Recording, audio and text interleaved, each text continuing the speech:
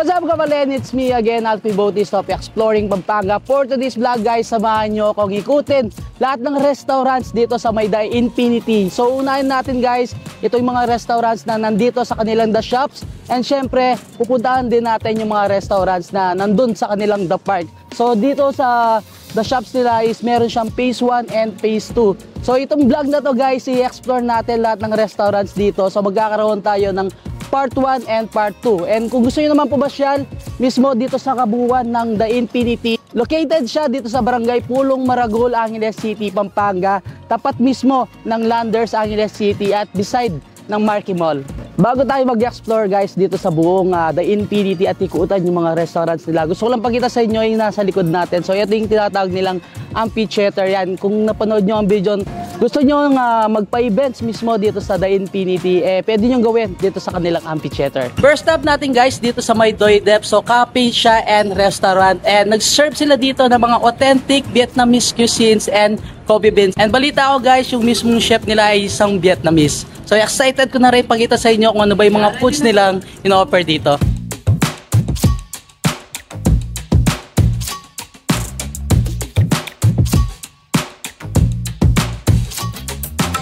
Nandito tayo ngayon sa second floor ng Doi Dep guys. Kung gusto nyo i-celebrate mga special occasions nyo, meron ngayong mga events, so pwede nyo gawin dito exclusively. And I think kasya dito sa kanilang second floor is mga 40 to 50 packs. Same din dun sa kanilang first floor, sa dining area nila guys. 40 to 50 packs din yung maka-accommodate nila, and meron silang alfresco dining. So yun guys, ito naman yung mga sinerve nila dito sa kanilang Doi Dep Cafe. So meron tayong dito, yung kanilang Vietnamese egg coffee. Meron silang affogato. And of course, yung kanilang Hazel Mocha Latte. Syempre sa kanilang banh mi guys, may dalawa silang sinerve dito. Yung ating roasted pork and chicken. Tapos yung sa kanilang pasta, ito yung kanilang creamy spinach pasta. So titikman na natin lahat to. Yan guys, first natin titikman ito kanilang creamy spinach pasta. So may mga kasama na siyang mga toasted bread. And syempre, i-partner mo sa kanila yung mga coffee-based and coffee-based drinks nila. And take note guys, yung mga coffee beans na sinaserve nila dito at mga coffee nila is from Vietnamese. Masarap ng pasta nila. And yung coffee pa nila dito guys, ma-accommodate niya up to 30 to 40 packs. Meron din siyang alfresco. Nafe-fearless talaga dito sa mga Vietnamese egg coffee. Tikman muna natin. May cinnamon siya sa taas, and may kasama siyang syempre Vietnamese coffee beans, yung gamit nila, and of course yung kanyang egg. Tikman natin. Wow! Masarap siya, and masarap nung mismong coffee niya. Tapos medyo iba lang yung texture dun sa medyo malapot dahil nga dun sa egg. Yung mismong toppings nga, yung powder ng cinnamon, sarap na combination. Siyempre kung mahilig kayo dun sa kanilang affogato, meron sila dito. And of course, reserve sila ng mga ice and hot ng mga coffee drinks. Manaman natin to, kanilang hazelnut. So you guys, isa pa sa mga specialty. So next natin titikman itong kanilang banh mi. Stir-fried vegetable guys. So ito yung kanilang roasted pork, and kung mahilig kayo sa chicken, meron din naman silang chicken.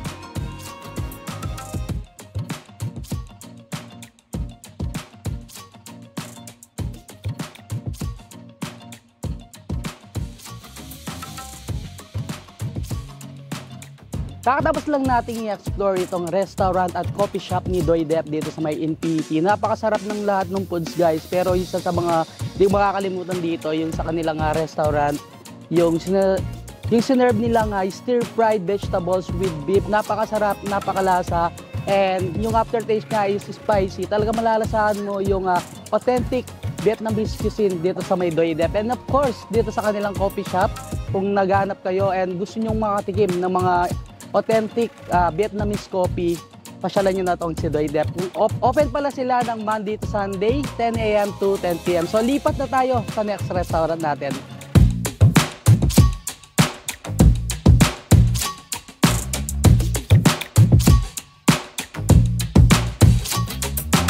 Ayan guys, no, next stop na tayo. And kung ayaw nyong mag-visit dito sa may cafe ni But First Coffee, pwede naman kayo mag-order sa kanilang mga partner delivery couriers, Foodpanda and GrabFood. So inulit ko, open sila ng 7 a.m. until 11 p.m. Ano ba yung mga sinaserve ni But First Coffee? So meron sila mga coffee-based and non-coffee-based drinks. So meron tayong Spanish latte dito, yung ating matcha and red velvet crinkles.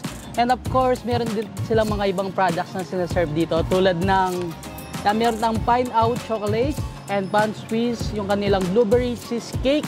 And sa mga drinks nila guys, meron silang Vietnamese style, peach iced tea, sparkling strawberry, milky choco, and then yung kanilang matcha latte. So ayan, tikman na natin yung mga lahat ng sinerve sa atin ni But First Coffee Infinity.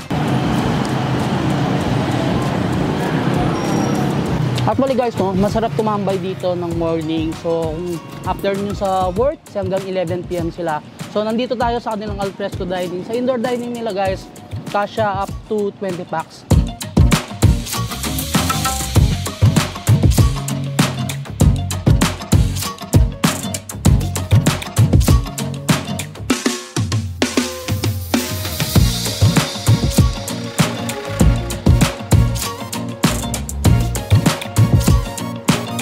Next stop natin guys dito sa Mayada Park ng The Infinity. So yung mga team ng mga restaurants dito is tinatawag nilang con ban or yung container ban. So first natin i-cover or i-picture dito sa kanilang The Parks dito sa may The Infinity itong Gabs Chicken Inasal. So later papakita ko sa inyo guys kung ano ba yung mga sineserve nila. And of course kung makikita nyo guys yan sa likod natin, alfresco dining siya na up and down. Kung gusto nyo mag-visit dito sa Gabs Chicken Inasal guys, open sila ng weekdays 11 a.m. until 10 p.m. Every weekend naman, open sila ng 11 a.m. until 11 p.m. So excited ko nang pakita sa inyo guys kung ano ba yung mga lahat na sineserve ni Gabs Chicken Inasal. So hey guys, ito yung third stop natin dito sa Mayada Infinity. Nandito tayo sa The Parks kay Gabs Chicken Inasal. So yan, pinakilala ni Chef kung ano ba yung mga sinerve sa atin din. Titikman na natin, syempre kasama natin si Rick TV. Actually, natikman ko na siya nung isang araw. And nagustuhan ko talaga yung chicken inasal nila. Pero yung chicken inasal pa lang, yung other nila, foods, hindi pa natin natitikman. And hindi pala nabanggit ni Chef kanina yung kanilang lava cake. Yun. So mamaya titikman din natin yan. Cheers! Yan, maraming salamat Gabs Inasal. Actually, masarap to kinakamay, no? Ikaw talaga? Hindi ako nagkukutsara. Mahilig ako magkamay. Ang kagandahan guys, no, dito sa Chicken Gabs Inasal. After nyo mag-dine-in, so pwede kayong mag-chill. Nag-serve sila dito ng mga bucket beers. Mako na. Solid. Ayan guys, no, tapos na tayo sa ating third stop dito sa may The Infinity. So halos talagang nabusog na tayo doon sa mga sinerve sa atin. 3 restaurant pa lang yan guys. Meron pa tayong 5 restaurant na iikutan dito. Kagandahan dito kay Infinity guys, no, lahat ng mga cravings nyo is nandito na. So meron sila mga Italian foods, Filipino foods, Vietnamese foods, Korean foods, Japanese and Chinese foods. So kung ano man yung cravings nyo guys, makikita nyo lahat yan dito sa The Infinity. So next stop na tayo.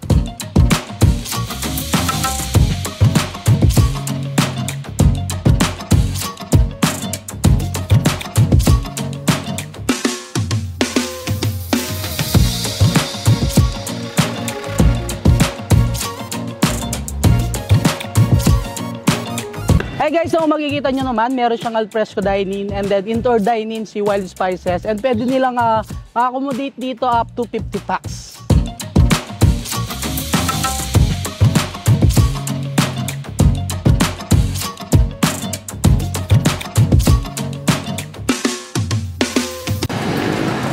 Hey guys, tapos na tayo dito sa fourth stop natin dito, The Infinity. Kung nagka-crave kayo ng mga Mediterranean and Western foods, punta tayo dito sa Wild Spices Cafe Infinity. So isa sa mga gustuhan natin or bagong natikman natin doon sa products nila, yung kanilang chicken biryani na napakasarap, and even naman lahat ng mga foods nila dito talaga na mga masarap and napaka-quality ng lasa.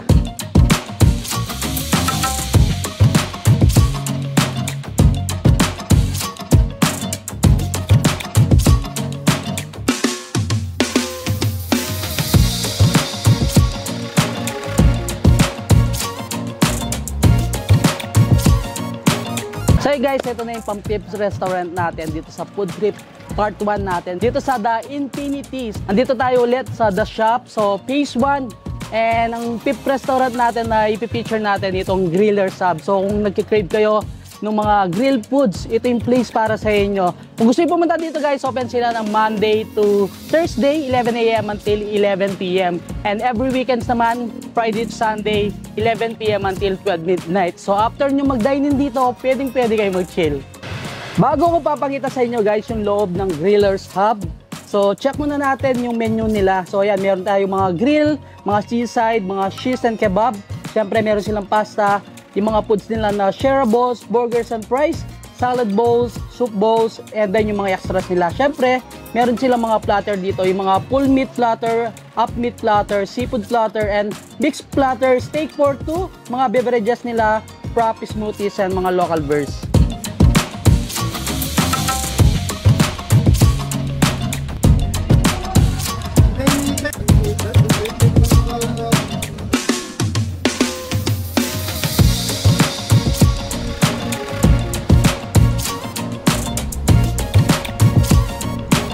There you go guys, nandito na tayo sa ating pit stop here in collaboration for Infinity. Actually, si Grillers Up guys, mga siniserve nila dito, mga Australian, Mediterranean, Western, and Filipino cuisines. So, kung naghahanap kayo ng mga fusion restaurants, punta kayo dito sa Grillers Up. So, mga sinerve sa atin, yan, napakarami. Meron tayo buffalo pork ribs, tuna pa nga, lechon belly, T-bone, porterhouse, GH burger, grilled chicken burgers, tapos sweet Hungarian sausage, grill liempo. Siyempre, yung kanilang pinagmamalaking full meat platter na merong 2 liempo, 2 barbecue chicken, 2 Hungarian sausage, 1 half rack ribs, 2 T-bone steak, and sa sides niya guys, meron tayong goy salad, garden salad, mashed potato, and rice.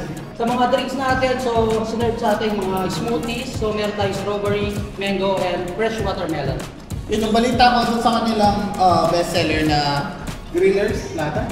Yes, na good for 8 packs. So yan, titikman na natin and samahan nyo kami. Kagandahan dito kay Grillers Hub, after nyo mag-dine-in, pwede kayo mag-chill. Open naman sila hanggang 12 midnight every weekend. Talaga mapapa-eat good, feel good ka talaga dito kay Grillers Hub. Dahil napakasarap, di ba? Sarap actually, masarap din noong pagpulutan. So mga sinaserve nila dito guys, mga art decor, meron silang white and of course yung mga local beers nila. Kapag nag-order kayo, so fresh from the kitchen talaga. So yung pa lang nila doon ito kaya may enjoy yung foods dito.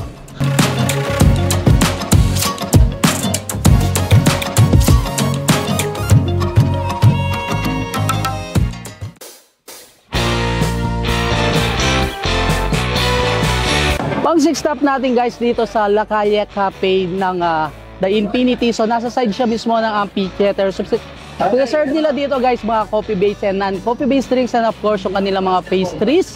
And open sila ng Monday to Sunday, 2 p.m. until 10 p.m. Hello mga kabalen! We are inviting you to visit our shop here at the Infinity La Calle Cafe to taste the different kind of espresso-based drink as well as juice and tea and frappuccino. Meron din tayo mga cookies, homemade cookies. And guys, no, kakatapos lang natin kay La Calle Cafe yan. Thanks dun sa mga drinks and mga cookies na sinerve nyo na napakasarap. And of course, yung mga cookies nila guys, homemade yan. Kung pupunta kayo dito sa may The Infinity at babanda kayo dito sa amphitheater, pwede yung bisitahin guys yung pesto ni La Calle Cafe. So, nandito naman tayo kay Food Bowl. So, mga sineserve nila dito, mga empanada at iba pang products na galing kay Ilocos. So ito na guys, no, titikman na natin itong authentic Ilocos empanada. Hindi mo na kailangan pumunta ng Ilocos guys para matikman yung empanada nila. So sausaw natin dito sa kanilang suka. So ingredients ng kanilang authentic Ilocos empanada, Ilocos longganisa, meron siyang egg, yung kanilang papaya, and then munggo. Kaya para ganun siyang texture niya, medyo magastang. So may ano siyang munggo. Pero napakasarap. Gusto yung bisitahin ito si Food Bowl dito sa amphitheater ng The Infinity. Open sila ng 2 p.m. until 10 p.m.